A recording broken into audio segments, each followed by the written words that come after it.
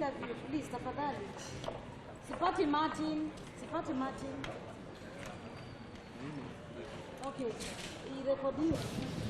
Today we came to court for the ruling of the respondent OCS Talam in this murder investigation for Albert Ojwang. The court has made a decision that the respondent shall be in custody until the 1st of July. The state has also conceded that probably if they finish the investigations earlier, they'll be able to come back to court earlier. We accept the ruling. It was well reasoned. We really have no problem with it. But as a result of that, we have also come under certain other issues that emerged from last night. Yesterday we were in court. We were able to show that the phone that belongs to the OCS had been handed over to the investigating team of IPOA. Mr. Jibril, the investigating person, agreed that he had the phone. It was not contested. We also made an attempt, as the arguments were going on, to give him the number and the access to the phone. Speaking for myself first, at about 9:37 p.m. last night, I received a message from the exact number of the OCS, which has actually been confirmed in court that it is the exact number of the OCS, asking for money, 80,000 shillings. I have the message quite clearly that shows there was a request for 80,000 shillings. I was suspicious of the number because I knew that we had left court and the phone that we were talking about was in the custody of the investigating team. And the message is quite here, it's quite clear for anybody who would want to see it.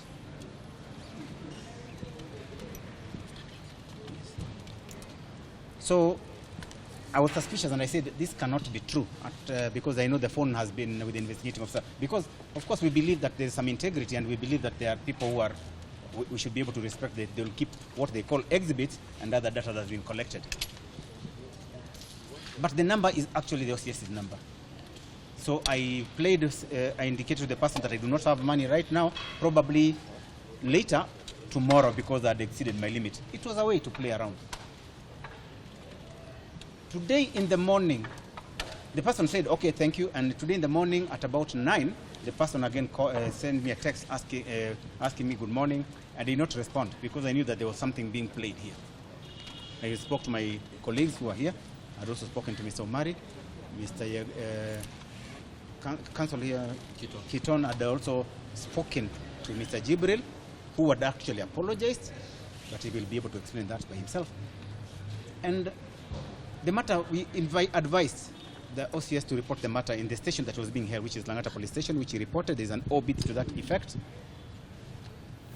This message did not only come to me. Other family members, as will be told by other councils, have also received the messages that asking for money. While we were wondering why there was a fundraising to that effect, the OCS is actually shocked and has started the process after the report. The court has asked Mr. Jibril to come to court on Friday at 11 a.m. to explain or to talk about or to shed light about it. But in the same breath, we'd be saying that the matter be investigated by Langata Police Station or the DCI in Langata because in any case, Mr. Jibril, who has the phone, needs to come and explain a few things about it. So he cannot investigate himself in his own matter. So far, that's what we can say. We are actually surprised the Independent Policing Oversight Authority are the people who are now compromising the integrity of the gadget belonging to our client. Because as my seniors stated that so many people have received messages soliciting for money from our client's mobile phone, and the last time we were before court, it was on record that the said gadget had been handed over to IPOA.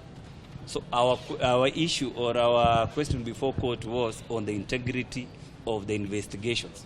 Remember, IPOA is an independent unit, and like my senior stated, as the advocates for the suspect, we believe that the outcome of that investigations will be impartiality. But as you have all heard that we are now complaining that the mobile phone belonging to our clients has actually been compromised. So the big question tonight is what will happen to the entire investigation? If something simple like a mobile phone can be compromised, we don't know who and we don't want to speculate.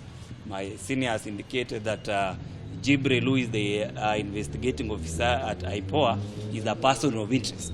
And we will wish to see that he is invited at Lang'ata Police Station to make a statement. But be that as it may, our question or our issue is what will be the outcome of the entire investigation? Will the public or will the council or will the suspect have, will they believe in that investigation? Because if already something simple as a gadget has been compromised, what will happen to the entire investigation? And remember, this is a very serious case. That is the question we have tonight. Thank you, thank you. Yes, currently I can report that the family is working now on burial arrangements for the deceased. And by end of this week, Friday, we should give you a detailed report about when the deceased will be buried and other activities that we are going to be holding both here in Nairobi and up country in Homa Bay towards the burial of the deceased. Today we came to court for the ruling in the matter of the OCS who has been detained, and we are happy with the ruling that's been delivered by the magistrate, directing that the OCS be detained for a further 15 days from Monday, so that counts to 13 days from today, to allow IPOA and other investigative agencies to continue and conclude investigations where the OCS is a person of interest. So that is all we have as far as investigations involving the OCS is concerned. We are still waiting to hear from IPOA how far they have gone with the other people that they have informed us are also persons of interest but who are still at large. We are aware that so far 7 people have been arrested and arraigned in various courts, and I think all of them are currently being detained for varied durations to give IPOA time to conclude investigations.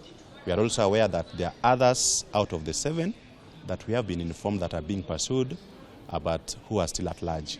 We hope that they get arrested soon so that this issue of investigations be concluded to enable us know really who was behind this heinous act, so that such person shall stand trial. Thank you.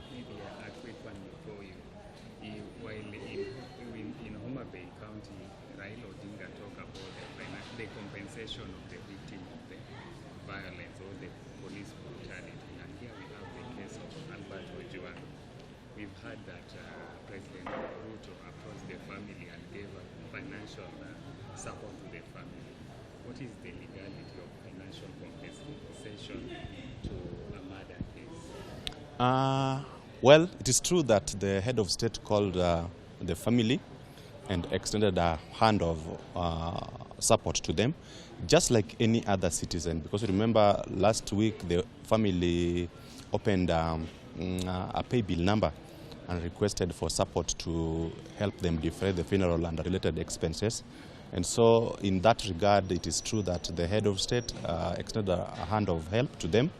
And also Raila Odinga, Honorable Raila Odinga also extended a hand of help to the family by donating some money. And every other Kenyan is welcome. Now, but it should be understood that that is not compensation. There's a difference between compensation for the heinous death of our friend and any financial support that anybody in their personal capacity can give to that family as at now.